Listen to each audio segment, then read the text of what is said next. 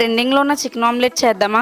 ముందుగా స్టవ్ మీద ఒక గిన్నె పెట్టుకొని వాటర్ హీట్ అయిన తర్వాత బోన్లెస్ చికెన్ పీసెస్ వేసుకుని పీసెస్ బాగా ఉడికిన తర్వాత ప్లేట్లో పెట్టుకొని చిన్న చిన్న పీసెస్లా తీసుకోవాలి. స్టవ్ మీద ప్యాన్ పెట్టుకొని ఆయిల్ వేసి హీట్ అయిన తర్వాత చికెన్ పీసెస్ వేసుకొని ఒకసారి కలుపుకున్న తర్వాత పసుపు, కారం, సాల్ట్, ధనియాల పొడి, చికెన్ మసాలా వేసుకొని బాగా ఫ్రై చేసుకోవాలి.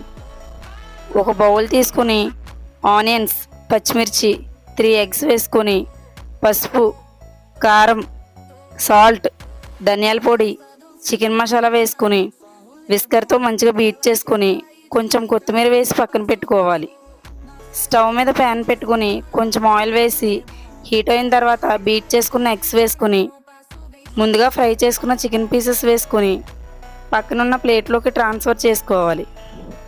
అదే ప్లేట్లో ఆమ్లెట్ ప్యాన్లోకి టర్న్ చేసుకోవాలి.